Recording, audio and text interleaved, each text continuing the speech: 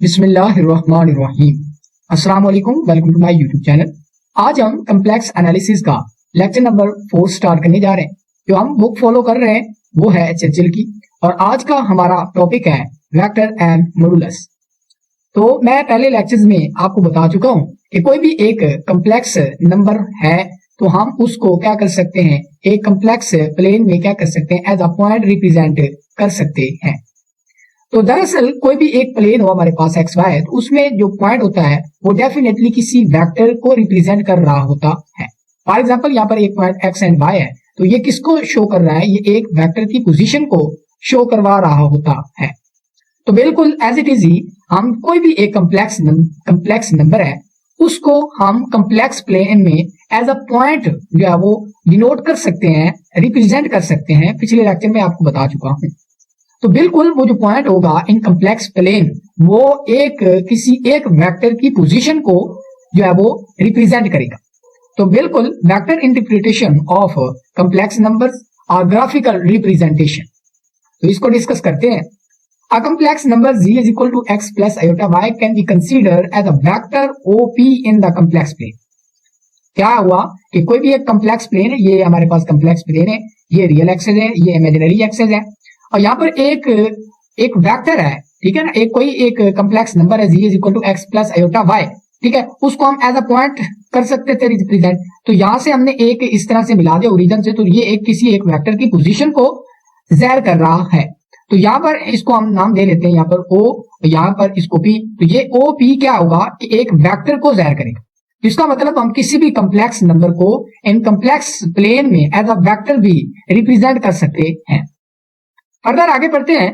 उस initial point, यानी कि ये जो पॉइंट है zero origin point is the origin, ठीक है, वो ओरिजिन होता है। कोई भी कम्प्लेक्स नंबर है जब हम उसको कम्प्लेक्स प्लेन में रिप्रेजेंट करेंगे और उसका वेक्टर लेंगे तो वेक्टर का जो इनिशियल पॉइंट होगा वो ओरिजिन होगा, and terminal point is the point P of x and y. यहाँ पर जो है वो ये पॉइंट जो होगा ये इसका टर्मिनल पॉइंट होगा, यानी कि जो आखिरी उसका पॉइंट होगा जहां पर वेक्टर जो है वो खत्म हो रहा है या उसकी जो हेड है। तो ये हो गया। इसके बाद we sometimes call OP is equal to x plus iota y the position vector of P, यानी कि ये कोई वेक्टर P है, इसकी जो पोजीशन है यानी कि OP, इसको हम क्या कर सकते हैं, z एक वेक्टर का नाम दे सकते हैं और z इक्वल टू था x plus iota y। अच्छा, इसके बाद the number z is equal to x plus iota y, ये हमने एक एग्जाम्पल करनी है कि ये एक हमारे पास फर्ज किया एक कम्प्लेक्स नंबर है, उसको मैं आपको पहले ही दिखा चुका हूं कि कैसे एक कम्प्लेक्स प्लेन में रिप्रेजेंट किया और वो कैसे एक वेक्टर को रिप्रेजेंट कर रहा है। अब हम दूसरी एग्जांपल लेते हैं 2 + 3 आयोटा, ठीक है, आर डिस्प्लेस है। अच्छा, यहाँ पर ये एक कम्प्लेक्स प्लेन है, ये रियल एक्सेस है और ये इमेजिनरी एक्सेस है। यहाँ पर हमने क्या करना है कि इस कम्प्लेक्स नंबर को रिप्रेजेंट करवाना है, तो ये यहाँ पर पॉइंट बनेगा 2 और 3, ये पॉइंट बन रहा है। अब यहां से हम क्या करते हैं, इस ओरिजिन से यहां तक एक क्या कर लेते हैं, एक वेक्टर ले लेते हैं। तो ये क्या हुआ, ये इस पॉइंट तक का ये जो वेक्टर बन रहा है इसको हम वेक्टर कहते हैं। तो डेफिनेटली ये जो कम्प्लेक्स नंबर है इन कम्प्लेक्स प्लेन वो रिप्रेजेंट कर रहा है किसी एक वेक्टर, जिसको हम P कह सकते हैं या OP कह सकते हैं, ठीक है। तो बात ये हुई कि जो कम्प्लेक्स नंबर है, पहले हमने पढ़ा उसको कि कम्प्लेक्स नंबर को कम्प्लेक्स प्लेन में एज अ पॉइंट हम डिनोट कर सकते हैं। दूसरी बात हमने ये पढ़ी है आज कि हम उस पॉइंट को क्या कर सकते हैं, पॉइंट तो कर सकते हैं, पॉइंट डिनोट तो कर सकते हैं पॉइंट से, लेकिन हम क्या कर सकते हैं, एक कम्प्लेक्स नंबर को एज अ वेक्टर भी कंसीडर कर सकते हैं। इसके बाद graphical representation of sum of two complex numbers is same as sum of two vector. अब ये एक बात जो है वो समझने वाली ये है कि हम वेक्टर के केस में क्या करते थे, दो हमारे पास होते थे वेक्टर, ठीक है। फॉर एग्जांपल हमारे पास एक वेक्टर, फॉर एग्जांपल ये एक वेक्टर P है, ठीक है, इसको हम P कह लेते हैं। ये एक वेक्टर क्या है हमारे पास, इसको हम Q कह लेते हैं कि ये हमारे पास Q वेक्टर है। इसको जब हम ऐड करते थे तो एक रिजल्टेंट वेक्टर मिलता था हमें, ठीक है, वो इस तरह का भी हो सकता है, यानी कि ये जो पैरेललोग्राम बनाता था, ठीक है, इस तरह से, ठीक है। तो ये एक वेक्टर हमें मिलता था जिसको हम क्या कह देते थे, P + Q कह देते थे। तो ये थी वेक्टर की जो थी वेक्टर की एडिशन थी। तो बिल्कुल जब हम एक कम्प्लेक्स नंबर को as a vector complex plane में ड्रॉ कर सकते हैं तो डेफिनेटली हम क्या कर सकते हैं, दो कम्प्लेक्स नंबर के सम को भी, यानी कि जिस तरह हमने उधर वेक्टर को ऐड किया, बिल्कुल इसी तरह हम क्या कर सकते हैं, दो कॉम्प्लेक्स नंबर का रिजल्टेंट भी निकाल सकते हैं, उनका सम करके एक उससे भी एक वेक्टर रिप्रेजेंट कर सकते हैं। तो यहाँ पर यही दिखाया गया है, यहाँ पर एग्जाम्पल उसने बताई है कि z1 is equal to x1 plus iota y1 है, ये हमारे पास कोई कॉम्प्लेक्स नंबर है। दूसरा complex number z2 plus x2 plus iota y2 है, दो कॉम्प्लेक्स नंबर है। ये z1 की रिप्रेजेंटेशन है, ये z2 की रिप्रेजेंटेशन है। तो ये जो तीसरा वेक्टर आया है यहां से लेकर यहां तक क्या करेगा, ये पैरेललोग्राम बनाता है, ठीक है ना। जो रिजल्टेंट होता है वो क्या होता है कि ये रिजल्टेंट के खींचने से और इनके जो हेड्स इनको मिलाए ना, तो ये एक पैरेललोग्राम बननी चाहिए, तब ही वो क्या करेगा कि इन दोनों कॉम्प्लेक्स नंबर के रिजल्टेंट को शो करवाएगा। तो हम क्या कर सकते हैं, दो वेक्टर के सम, दो कॉम्प्लेक्स नंबर के सम को क्या कर सकते हैं, जिस तरह हम वेक्टर एडिशन करते थे बिल्कुल एज इट इज ही हम दो कॉम्प्लेक्स नंबर की एडिशन करके और उसको एक वेक्टर के तौर पर भी रिप्रेजेंट कर सकते हैं। इसके बाद अब हम आगे जो नेक्स्ट है हमारे पास मॉडुलस के बारे में। तो मॉडुलस क्या होता है, द मॉडुलस भी कहते हैं और इसको एब्सोल्यूट वैल्यू भी कहते हैं। द मॉडुलस ऑफ और absolute value of complex number z is equal to x plus iota y is defined as the non-negative real number under root x square plus y square and is denoted by mod of z। यानी कि इस complex number z का जो modulus होगा वो एक real number होगा, ये वाला। अब यहाँ पर डेफिनेटली क्या होता है कि z इज इक्वल टू क्या हो, x प्लस आयोटा y हो। तो यहाँ पर हमने डेफिनेशन में पढ़ा था कि x और y जो है वो रियल नंबर से हैं। जब इनका स्क्वायर होगा x square plus y square और उसका मॉड होगा तो डेफिनेटली ये बिलोंग करेगा किससे, रियल नंबर से। तो ये जो रियल नंबर है, इस तरह का रियल नंबर जो है ये क्या कहलाता है, modulus of the complex number z, और इसको डिनोट करते हैं मॉड ऑफ z से। तो ये हो गया मॉडुलस की डेफिनेशन। इसके बाद अब हमने क्या करना है कि हमने पहले तो ये बात पढ़ी कि एक कॉम्प्लेक्स नंबर को कॉम्प्लेक्स प्लेन में एज अ पॉइंट डिनोट कर सकते हैं। दूसरी बात हमने पढ़ी कि जो कॉम्प्लेक्स नंबर है उसको हम एज अ वेक्टर भी रिप्रेजेंट कर सकते हैं कॉम्प्लेक्स प्लेन। तीसरी बात अब हम जो पढ़ने जा रहे हैं वो ये है कि हम कॉम्प्लेक्स नंबर को क्या कर सकते हैं, उसके जो मॉडुलस है, ठीक है, वो जो मॉडुलस है ना वो उसी वेक्टर की लेंथ है, ठीक है, यानी कि उसके ओरिजिन से, ठीक है, ओरिजिन से उस पॉइंट तक का जो फासला है वो क्या कहलाता है, modulus of the complex number, ठीक है। The modulus represent the distance from the origin, यानी कि 0 0 टू यहां से लेकर ओरिजिन से किस तक था, to the point x and y in the complex plane, जो x y के दरमियान ये जो डिस्टेंस है या जो लेंथ ऑफ दैट वेक्टर है, इसको हम क्या कहते हैं, ये है modulus of the complex number. यानी कि हमने सीख लिया कि जो कॉम्प्लेक्स नंबर का मॉडुलस होता है वो दरअसल क्या होता है, वो उस वेक्टर की लेंथ होती है या उस वेक्टर का मैग्नीट्यूड होता है जो वेक्टर किससे बना हो, उसी कॉम्प्लेक्स नंबर से बना हो। तो क्या होगा कि हमने एक कॉम्प्लेक्स नंबर के मॉडुलस को भी क्या कर लिया, ग्राफिकली उसको अंडरस्टैंड कर लिया है। इसके बाद अब हम नेक्स्ट जो बुक में कुछ चीजें दी हुई थी, ये क्वेश्चन नंबर 6 भी है हमारी, जो आगे हम एक्सरसाइज करेंगे वहां पर मैं इसको डिस्कस नहीं करूंगा। ये क्वेश्चन नंबर 6 है, ठीक है। ये बुक में ये तीन जो इनइक्वालिटीज हैं ये दी हुई हैं और उसने कहा हुआ है, आगे उसने बुक में नहीं डिस्कस किया, आगे एक्सरसाइज में कह रहा है कि इनको सेटिस्फाइड करवा के दिखाओ। तो मैं यहीं पर इनको सॉल्व कर रहा हूं, एक्सरसाइज में जो है वो मैं सॉल्व नहीं करूंगा। तो आपने ये देख लिया क्या कहता है कि z का जो मॉड का स्क्वायर है वो इक्वल है रियल पार्ट ऑफ z का square plus imaginary part of z का स्क्वायर। तो इसको हमने प्रूव करना है, प्रूफ। अब हम जानते हैं कि z इज इक्वल टू, मान लिया कि x प्लस आयोटा y की इक्वल है। अब इसमें जो रियल पार्ट ऑफ z है वो x है और इमेजिनरी पार्ट है y, ये भी बात हमने ज़हन में रखी। इसके बाद अब हम ये भी जानते हैं कि जो z का मॉड होता है वो इक्वल होता है x square plus y square whole का अंडर रूट, ठीक है। अब हम क्या करेंगे कि दोनों तरफ स्क्वायर ले लिया, स्क्वायर ले लिया मॉड का स्क्वायर, यहाँ पर क्या होगा, अंडर रूट कैंसिल होगा, x square plus y square, यहां तक पहुंच गया। अब ये वाली चीज तो हमने सेम एज इट इज लिख दी है। अब ये जो x स्क्वायर है, ठीक है ना, यानी कि x स्क्वायर लिखा हुआ है, तो अब हम क्या कर रहे हैं कि x और इसका स्क्वायर लिख सकते हैं, यानी कि x स्क्वायर को इस तरह लिख सकते हैं। अब x की जगह पर x इस तरह लिखा, x की जगह पर क्या है, रियल पार्ट ऑफ z, वो डाल दिया हमने, रियल पार्ट ऑफ z और इसका स्क्वायर। अब यहाँ पर क्या है, y स्क्वायर है, तो y स्क्वायर को हम इस तरह लिख सकते हैं। अब y की वैल्यू हमने ये निकाली हुई है, इमेजिनरी पार्ट ऑफ z है, तो ये इमेजिनरी पार्ट ऑफ z निकाल दिया और इसका स्क्वायर कर, तो यही चीज तो हमने प्रूफ करनी थी। इसके बाद दूसरी इनक्वालिटी उसने दी है, डेफिनेटली क्या है कि z के मॉड, अच्छा, रियल पार्ट ऑफ z जो होगा वो हमेशा लेस देन और इक्वल टू होगा रियल पार्ट ऑफ z के मॉड से, और ये जो रियल पार्ट ऑफ जी का मॉड है वो लेस देन और इक्वल टू होगा जी के मॉड से। तो ये प्रूफ करना है। तो उसी तरह लेट कर लिया हमने कि Z is equal to x plus iota Y है, इसमें जो रियल पार्ट ऑफ जी है वो है एक्स, ये भी बात हमने देख ली है। अब हम क्या करने जा रहे हैं, अब हम ये करने जा रहे हैं कि इसके दोनों तरफ मॉड ले लिया, ये मॉड हमने कंप्लीट कर लिया। इसके बाद अब ये जो जी है इसका मॉड किसके इक्वल होगा, x square plus y square का होल अंडर रूट, तो ये हो गया। अब ये बातें आपने ध्यान में रखनी। अब हम जानते हैं कि कोई अब एक्स क्या है, कम्प्लेक्स एक रियल नंबर है, क्योंकि पढ़ चुके हैं कि डेफिनेशन में हम ये पढ़ चुके थे कि x प्लस आयोटा y है और यहाँ पर x और y क्या है, दोनों रियल नंबर से बिलोंग कर रहे हैं। ये डेफिनेशन ऑफ कम्प्लेक्स नंबर में मौजूद है। अब यहाँ पर क्या है कि x क्योंकि एक कम्प्लेक्स नंबर है, तो कोई भी एक कम्प्लेक्स नंबर हो वो हमेशा लेस देन और इक्वल टू होगा उसके मॉड से। फॉर एग्जाम्पल हम क्या ले सकते हैं, मैं एक ले लेता हूँ 5, तो 5 एक कम्प्लेक्स नंबर है। फॉर एग्जाम्पल -5 ले लेता हूँ। अब क्या होगा कि -5 क्या होगा, लेस देन और इक्वल टू होगा -5 के अंडर रूट से डेफिनेटली, क्योंकि जब हम इसका मॉड लेंगे तो ये 5 बन जाएगा और ये ग्रेटर देन हो जाएगा -5 से। तो इसका मतलब कोई भी ग्रेटर देन और इक्वल टू, अगर हम 5 भी लेते हैं ये भी लेस देन और इक्वल टू होगा 5 के मॉड से। अब यहाँ पर ग्रेटर देन वाली तो कंडीशन नहीं हो रही, लेकिन लेस देन इक्वल वाली तो हो रही है ना, ठीक है। तो यही बात मैं समझाना चाह रहा हूं कि कोई भी एक रियल नंबर है वो क्या होगा, वो अपने ही मॉड से क्या होगा, लेस देन होगा।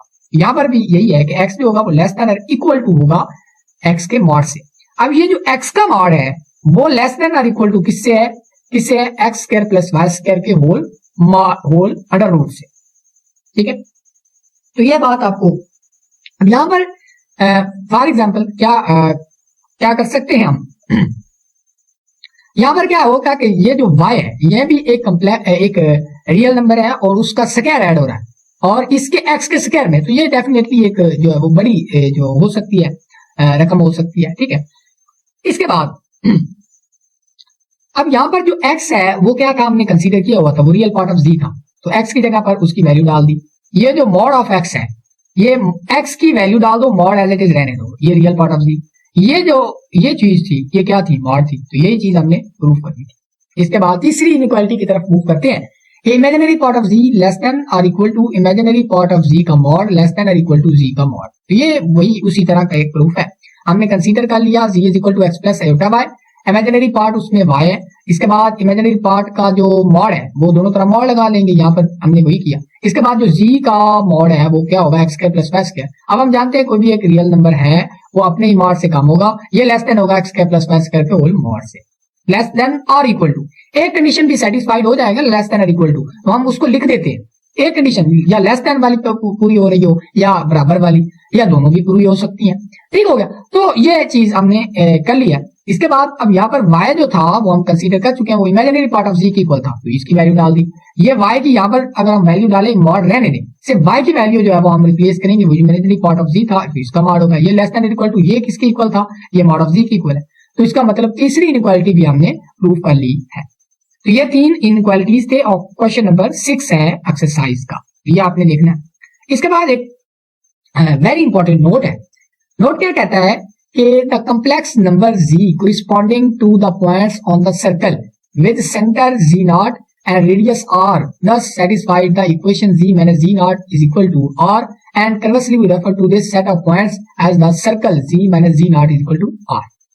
अब इसकी बात क्या है कि जो the complex number corresponding to point on the circle with z naught, अब यहाँ पर जो कम्प्लेक्स नंबर्स है ना, 2 कम्प्लेक्स नंबर्स है, उनको हमने इस इक्वेशन में लिखा है। तो ये किसको शो कर रहा होगा, ये शो कर रहा होगा सर्कल की इक्वेशन को। सर्कल की इक्वेशन किस तरह होगी, ये जो z नॉट होगा ना वो उस सर्कल का सेंटर होगा और ये जो r होगा ये उस सर्कल का क्या होगा, रेडियस होगा। अब इसके बारे में एक छोटी सी एग्जांपल उसको डिस्कस कर लेते हैं, इसको फर्दर आगे एग्जांपल से हम करेंगे, क्वेश्चन वो आएगा इंपॉर्टेंट, वो आपको मजीद क्लियर हो जाएगी चीजें। अब बात करते हैं द इक्वेशन z माइनस क्या है, -1 plus 3 iota is equal to 2 represent the circle वो सेंटर। अब सेंटर क्या है, -1, ठीक है, सेंटर क्या है 1 माइनस 3 अंडर रूट, यानी कि ये देखे ना, इसको हमने कंपेयर करना है किससे, z माइनस z नॉट से, ठीक है। अब यहाँ पर z तो आ गया माइनस, अब ये जो माइनस कॉमन लेंगे तो ये मान -3 आयोटा बन जाएगा, ठीक है। तो यहाँ पर जो ये वाली टर्म है, ठीक है, ये क्या बन जाएगी 1 माइनस 3 आयोटा, ये किसको शो करेगी, z नॉट को। ये जो 2 है ये किसको शो करेगा, 2r को। तो ये क्या कर रही है, ये जो इक्वेशन है ये सर्कल की इक्वेशन है, और उस सर्कल का सेंटर जो है वो एट 1 और -3 पे है, और उसका जो रेडियस है वो क्या है, 2 है। तो इसका मतलब इसके रिलेटेड भी क्वेश्चन भी आ सकते हैं, इंपॉर्टेंट है। इसके बाद एक वेरी इंपॉर्टेंट जो है वो लॉन्ग क्वेश्चन के तौर पर भी आ सकता है, और ये बहुत इंपॉर्टेंट क्वेश्चन है आज के लेक्चर का। वो कह सकता है कि कोई भी एक क्वेश्चन दे दे और वो कहे कि इससे ये आपने कह तो दिया कि ये किसी एक सर्कल की क्वेश्चन है जिसका रेडियस 1 -3 है, 1 और -3 या 1 -3 आयोटा है, और उसका जो रेडियस है वो 2 है। तो इसको प्रूफ करके दिखाओ कि ये कैसे। तो इसका प्रूफ करते हैं। गिवन हमें ये इक्वेशन दी गई है। अब हम जानते हैं कि जो g है वो x प्लस आयोटा y की इक्वल होता है। अब हमने क्या किया, ये जो g की वैल्यू थी इसमें डाल दिया, x plus iota y -1 + 3 iota is equal to 2। अब हमने क्या किया कि जो रियल वाले नंबर्स थे उनको अलग कर लिया, यानी कि x -1 और आयोटा, यहां से इन दोनों इमेजिनरी नंबर से आयोटा कॉमन लेके y + 3 लिख दिया, और इसका मॉड इज इक्वल टू 2। अब हम क्या करने जा रहे हैं, अब हम क्या करेंगे यहाँ पर कि ये एक कम्प्लेक्स नंबर आ गया, ठीक है ना। ये क्या बन गया, एक कम्प्लेक्स नंबर है, और कम्प्लेक्स नंबर का मॉड किसके इक्वल होता है, उसके रियल का स्क्वायर प्लस उसके इमेजिनरी का स्क्वायर। अब यहाँ पर देखें, अब मैं एक और बात समझाने लगा हूं यहाँ पर कि जी हमारे पास किसके इक्वल था, x प्लस आयोटा y की इक्वल था। तो जब हम जी का मॉड लेंगे तो यहाँ पर इधर भी मॉड आएगा ना, x प्लस आयोटा y। तो इसका जब हम मॉड लेंगे तो ये किसके इक्वल होगा, इसका स्क्वायर प्लस इसके y का स्क्वायर। तो डेफिनेटली यहाँ पर भी ये भी क्या है, ये रियल पार्ट है, real part of complex number x -1, ये imaginary part of the complex number है। तो इसका जब हम मॉड लेंगे तो ये इसका रियल का स्क्वायर प्लस इमेजिनरी का स्क्वायर, और इसका under root is equal to 2। अब हमने क्या करना है, यहाँ पर इसका स्क्वायर ओपन कर लेते हैं।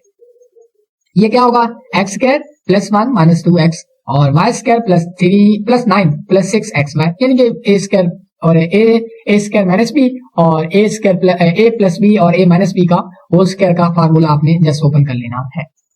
यहाँ पर हम लोग देख सकते हैं कि ये x स्क्वायर है, ये y स्क्वायर है, इसको इकट्ठा लिख लिया, ये -2x है, इसको लिख लिया, ये +6y इसको लिख लिया, और जो कांस्टेंट थे 1 और 9 ये आपस में जब ऐड होंगे तो 10 बनेगा।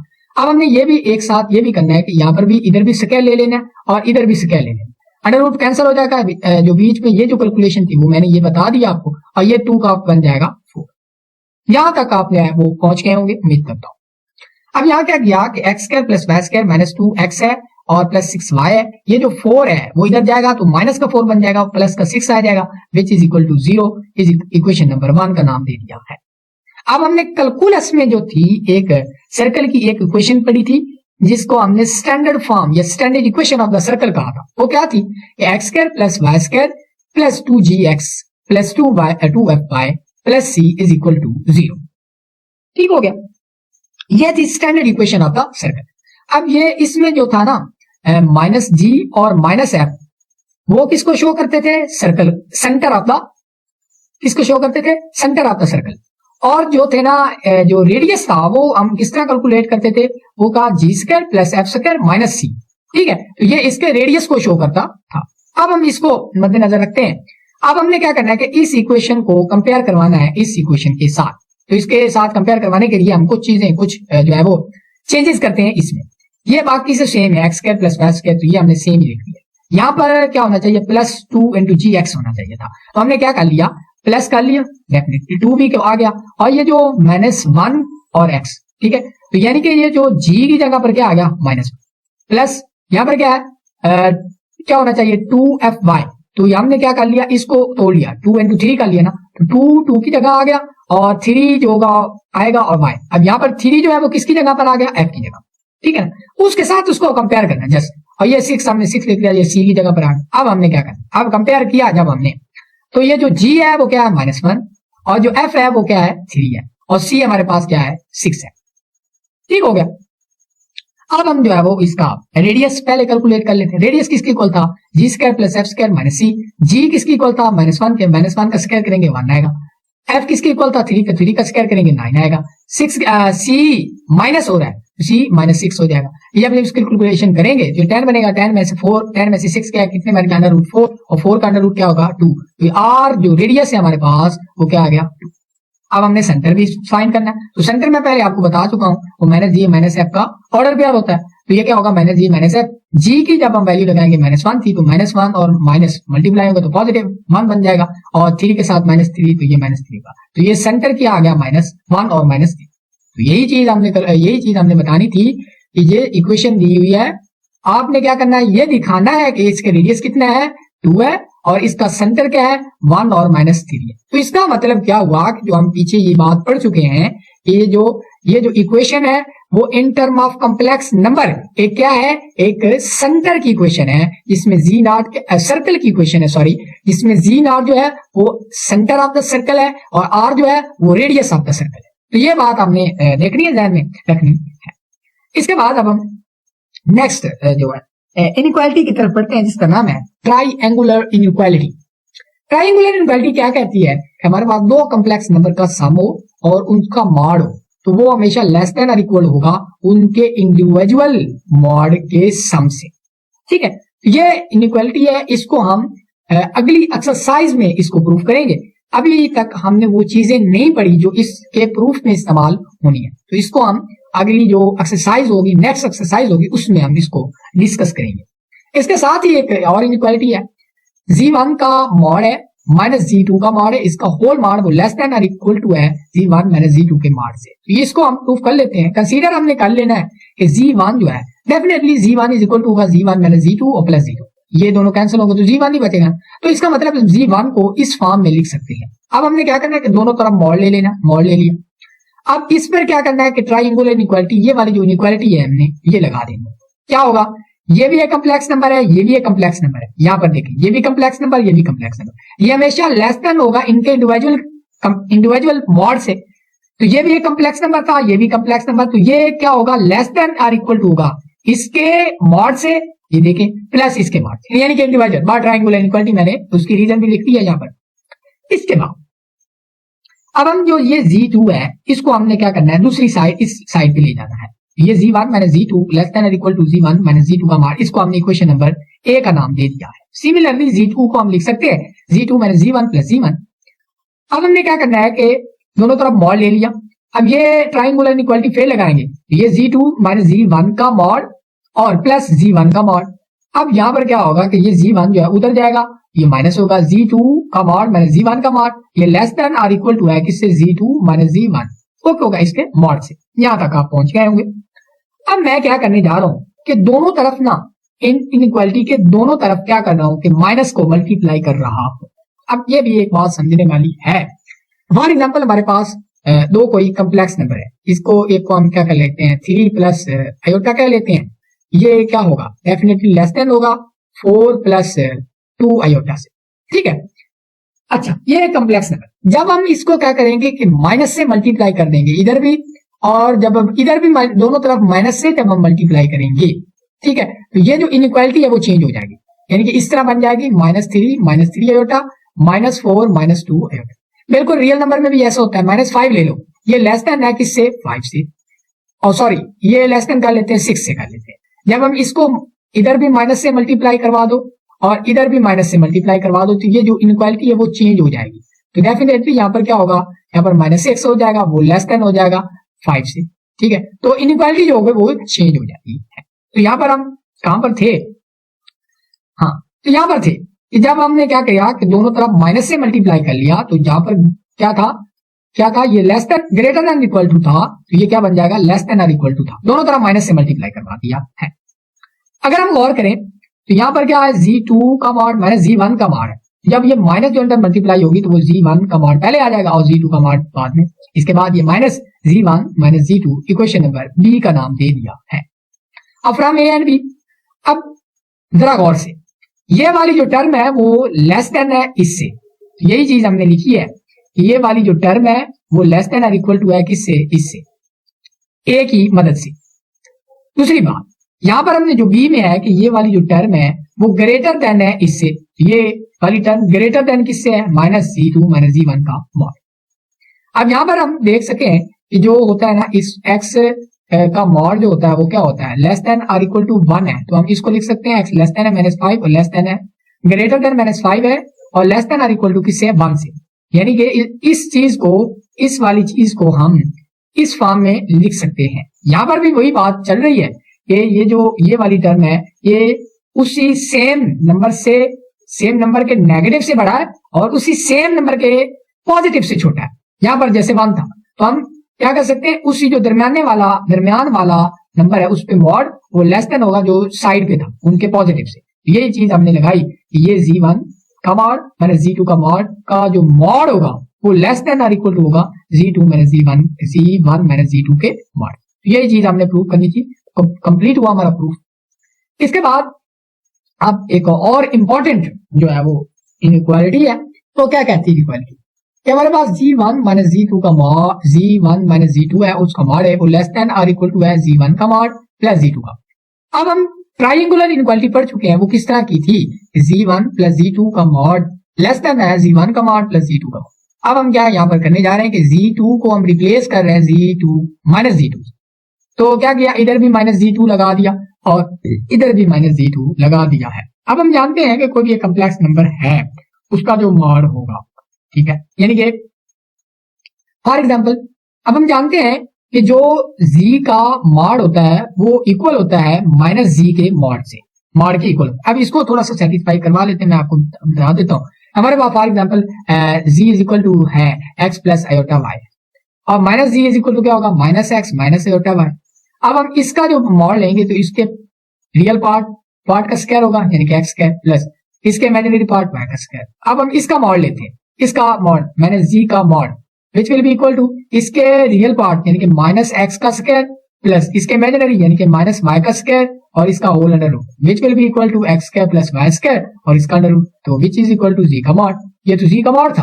तो इसका मतलब क्या हुआ कि इसी प्रॉपर्टी को यूज करते हुए हम इस चीज को क्या लिख सकते हैं कि Z2 के मॉड यानी कि एक कम्प्लेक्स नंबर और उसके एडिटिव इनवर्स उन दोनों का जो मॉड होता है वो इक्वल होता है। ठीक है, इस चीज को हम इस तरह लिख सकते हैं।